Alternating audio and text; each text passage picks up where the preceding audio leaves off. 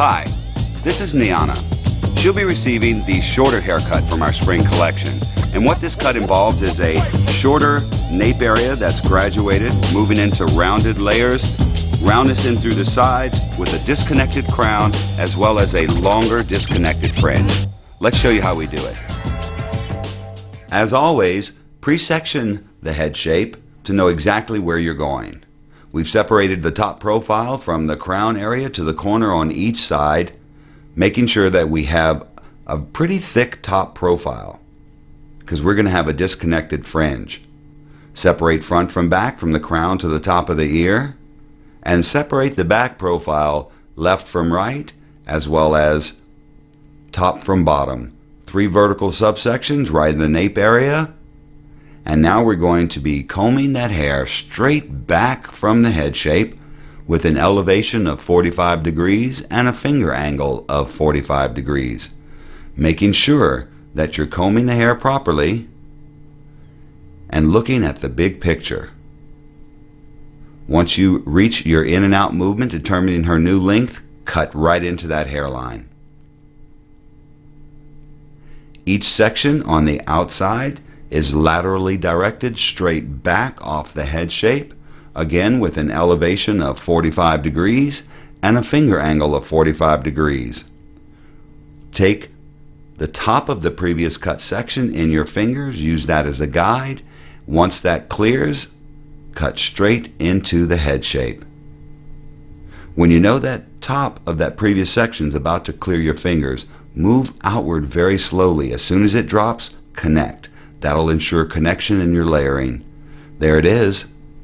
It clears, cutting straight into the hairline. Now we know that all hairlines are different, so make sure that you go in and clean it up as desired. For this haircut, I'm choosing to point cut to keep that perimeter very, very soft, but yet keeping that shorter to the inside, longer to the outside feel.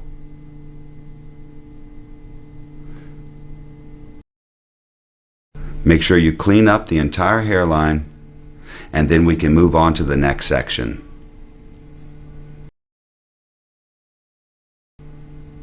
So now we're moving to about the top of the ear across the top of the occipital bone. On both sides, comb it down, and again, we're going to be taking vertical subsections. Now that we're moving up the head shape, it's going to be 5 instead of 3. 1 in the middle, 1 on each side, and 1 towards the outside. Combing that hair very cleanly. Again, our elevation is 45, finger angle 45, looking for that underneath to fall out as it just did, and connect. We're taking 2 horizontal subsections because I want that graduation in the back to be very visual. Laterally directing it straight back, repeat the exact same movements.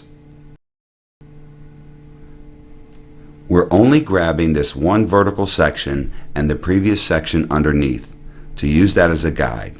See it fall out, stop with your in and out movement with your fingers, and cut. It's providing just a really nice, shorter in the middle to longer feel with nice graduation because of elevation and finger angle. There's my guide. Wait for it. There it is, and connect.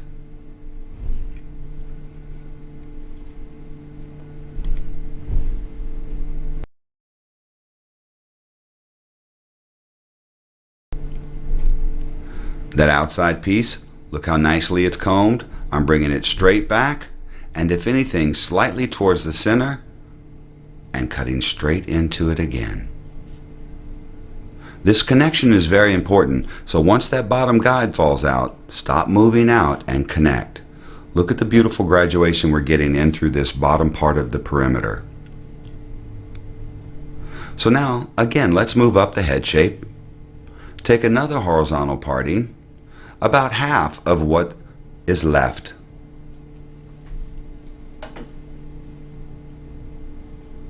Comb it up and out of your way. And we'll be doing a little bit of a different movement on this section because I want to create nice head-shaped layers, I'm going to be cutting up and over the head shape. But first we're going to make sure that we have equal sectioning on both sides. This moves to 7 because it's the widest part of our head shape. As you can see how I've done it here. Making sure that you visually see each section and keep each section separate. So now our elevation is going to be 45. Notice my fingers are down now because I'm going to be cutting up and over the head shape. Fingers down, shears up, connect from the underneath, work all the way up and over the head shape.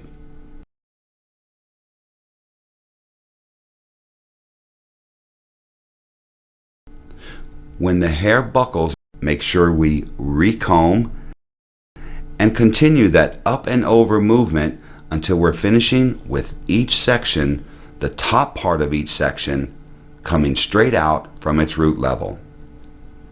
Now these sections are laterally directed straight out from the head shape with the same exact up and over movement, incising, elevating, and turning slightly to follow the head shape. See how this section is coming straight out from the head shape? Each one is done the exact same way.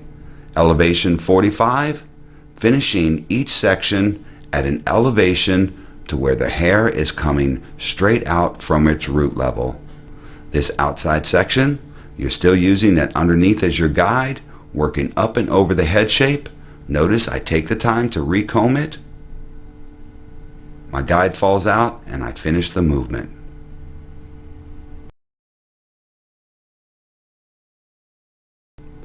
Notice I'm combing the hair very cleanly so it's all combed to a certain point.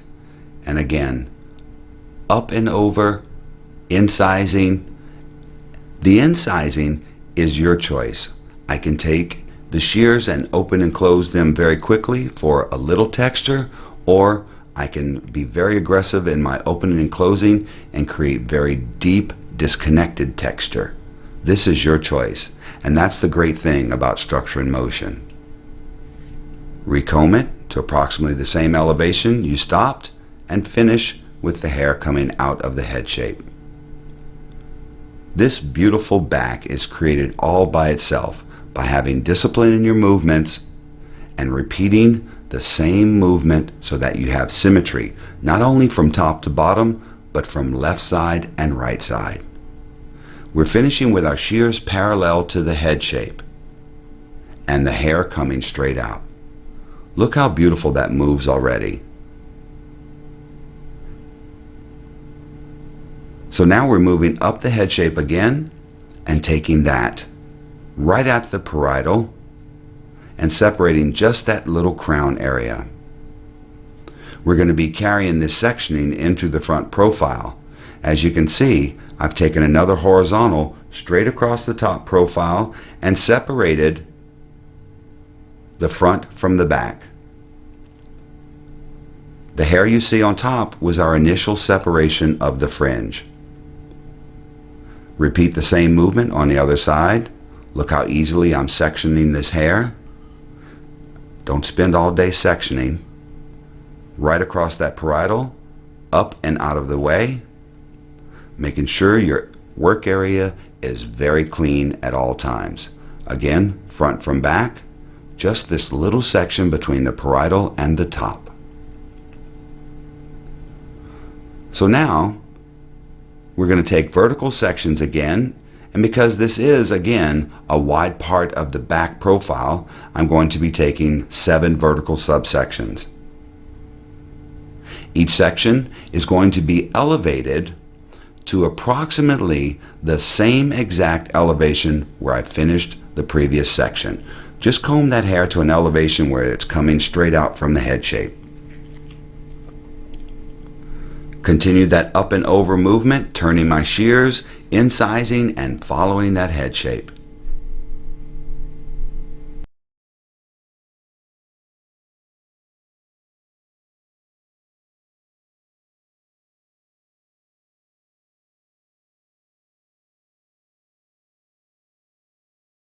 Fingers down, shears up, moving very comfortably through the haircut.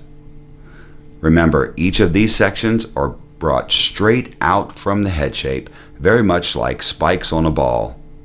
Notice I'm starting at an elevation that I left off and finishing with this section coming straight out from that parting.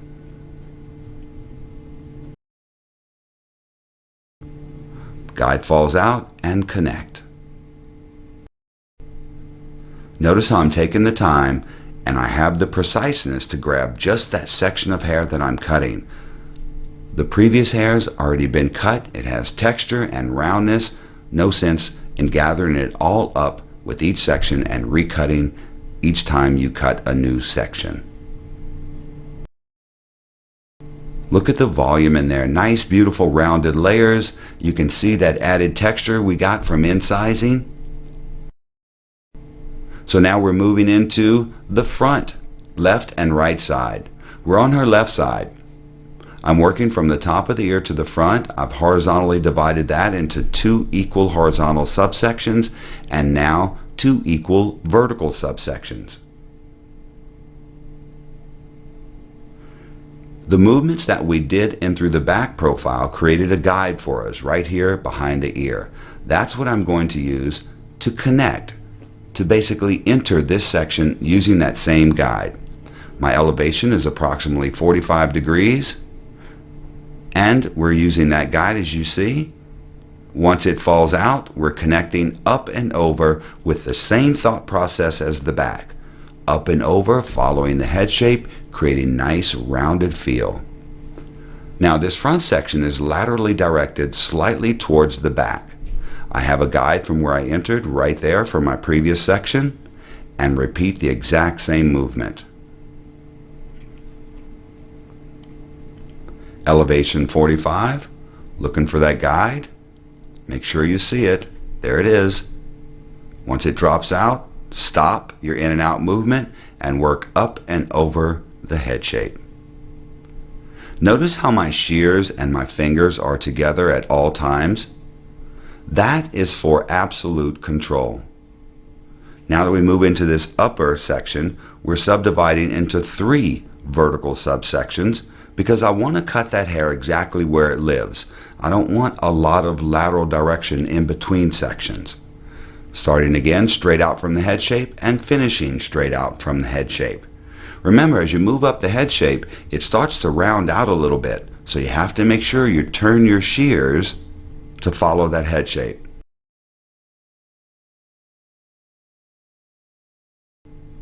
We're always using that underneath section as our guide to enter, and we're finishing straight out at its root level. It's okay if you're moving a little loose within your incising, some big, some small, all the same. This is your choice as an artist. And look how beautiful that line falls. Now we're repeating the same exact thing on the other side, separating into 2 horizontal subsections, getting the top one up and out of your way, and then vertically subdividing into 2 equal sections. I'm again going to take that piece from right behind the ear to use that as my guide. There it is. So at any point in time of this haircut, you always have an entry and an exit reference. Elevation 45. We're going to take that piece, put it into our fingers. We can see it. It's about to clear our fingers. There it is. And cut up and over the head shape. Because we're cutting rounded in through this side profile, it's just going to give us a little bit more movement and a little bit more volume. I took that piece from underneath previously, the exact same movements, just finishing up and over. The ear is naturally going to cause separation in through that perimeter. That's okay. We want to see a little bit of texture in through that side perimeter.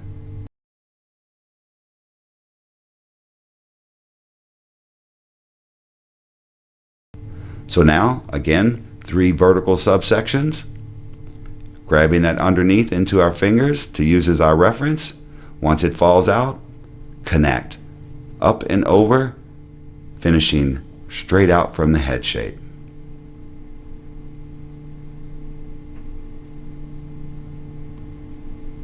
The concept behind this is that we're creating the shape, the texture, and the design all at the same time. We're moving through the head shape, following the head shape, creating a very unique feel versus flat layering, closing our shears, creating hard visual lines when I want a very soft textured design. So now we're going right in through the side profile, and we're going to connect, opening up that side profile and really opening up that cheek area, cutting to a really nice curved perimeter right around the face. Make sure it all connects just a little bit. There you go. We're going to do the exact same thing on the other side. This time we're going to backhand it. Make sure you move your body over so that you're cutting comfortably. And I'm starting from right about the corner of the eye and getting aggressive into that hairline, really opening it up and creating a nice textured perimeter coming to a really nice tapered point. That's for softness. Go in and point cut what doesn't fit in your fingers, and now we've completed the back and the side profiles. Check and see, make sure both sides are symmetrical, and now we're going to be dropping out the crown area as well as the top and left right. So all we're working with now was in that little crown area. Remember, the front section went all the way to the corners.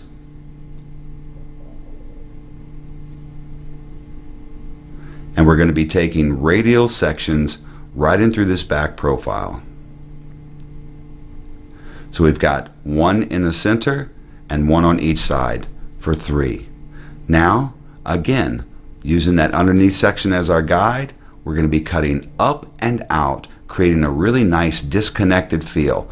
This hair is designed to fall over the previous layering, but we're making sure that we're cutting it to a nice tapered point so it falls soft and you'll never see a hard visual line in that design. Bottom falls out, connect up, and curve outward with your shears, coming to a nice point. Each of these sections are brought straight out from the head shape. There's my guide connecting up and out and being very consistent in your movement through these 3 sections. I want that layer to fall over the underneath haircut to create that disconnected, fuller crown. So now we have that section that is between the parietal and the top that we've previously sectioned out. We're going to subdivide that into 2 vertical sections. And we're going to laterally direct this slightly towards the back and continue that up and out disconnected feel. Now at this point, you could leave it a little bit longer if you choose, or go in and leave it approximately the same length as you did the back. Through lateral direction, it's automatically going to leave it a little bit longer towards the face. So if you choose to come out very late with your shears, that's your choice. For more of a disconnected feel and softer, longer layers towards the face that move even a little bit more than if you would by cutting it shorter. So as you can see, it falls right over that underneath hair, but you never see that hard visual line of demarcation. Just slightly, ever so slightly, you're seeing a little bit of added weight and volume. By leaving that crown area a little bit longer and disconnected, you have multiple styling options to get the feel that you want from that crown. Repeating the same exact movements. Straight out from the head shape, slightly laterally towards the back, cutting up and out. Look how I'm turning my shears. You saw that nice point that was created? That's what you're looking to achieve.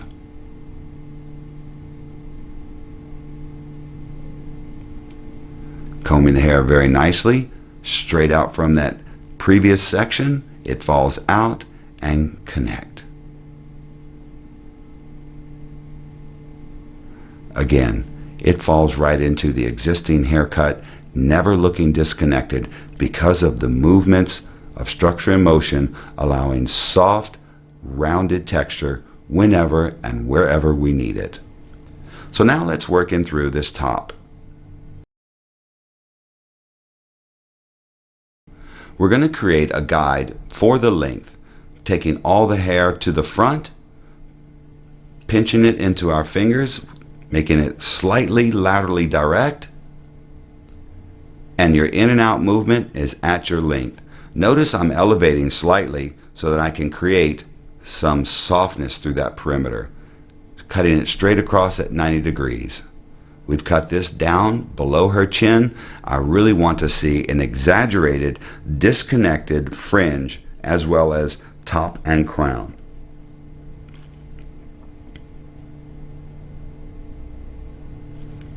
So you see my corner piece that we previously cut? What I'm going to do is connect that to create a perimeter for that fringe. So we're kind of creating a slightly shorter to longer fringe area that's going to connect all the way to the length of the front, but each side is going to be cut inward towards the center. There's my guide, and I'm going to connect all the way to her existing length. You can leave it a little square in the front if you want, or if you really want an exaggerated point, be aggressive and cut that angle like I'm going to do all the way to that front profile, slightly leaving just a little bit of a square perimeter there. This again is your choice.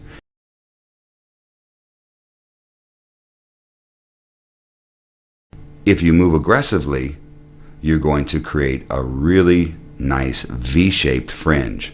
If you're not looking for that, just connect by slightly incising. I saw my guide where I connected. I'm moving down all the way to that existing length. Notice I'm open and closing, creating very, very unique texture throughout that perimeter.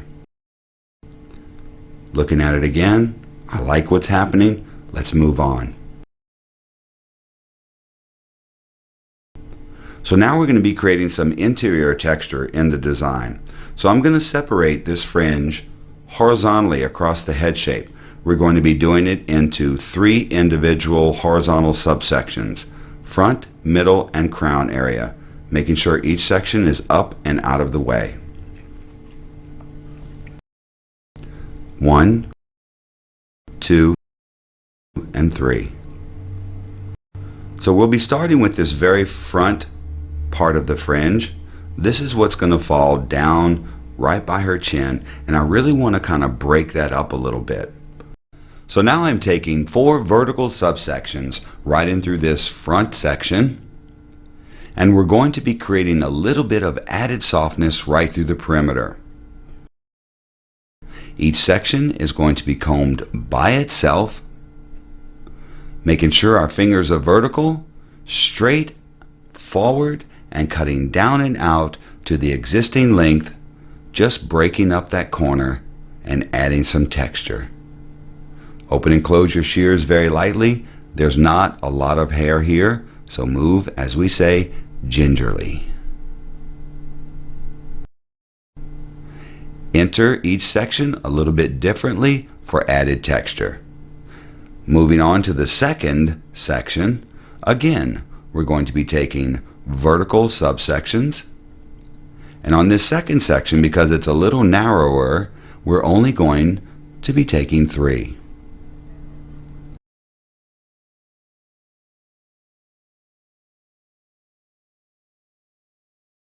So now we're taking each vertical subsection, holding it straight out from the head shape, and repeating that movement, just taking that corner off. Be a little bit more aggressive if you want to, take out more density. This is your choice depending on the texture and density of her hair. Repeat those movements.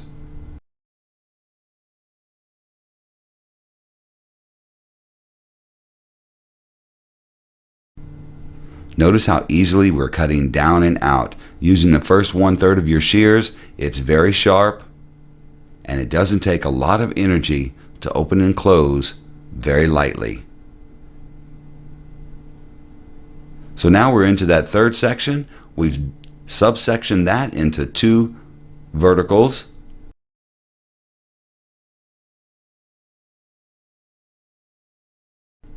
And now we're bringing that straight forward as well, and again decreasing some of that corner by cutting down and out.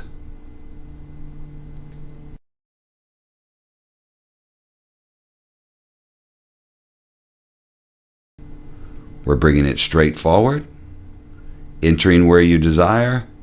Make sure you're keeping that existing length.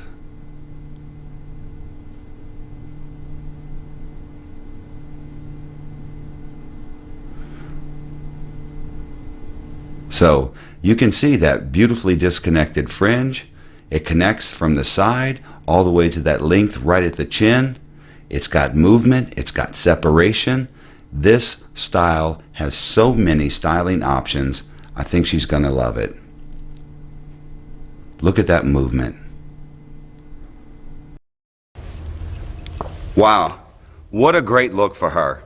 To achieve this look, I used some of our Short Sexy What a Body Bodify and Blow Dry Gel, and I wanted to create a very unique texture, so I used one of my favorite texturizing products from our Short Sexy called Play Dirty. Applied a little bit, worked it through with my hands, achieved the texture I'm looking for. Now that I've got it ready for the final spray, I'm going to use one of my favorite Big Sexy hairsprays. It's the all-nighter hairspray called Spray and Stay.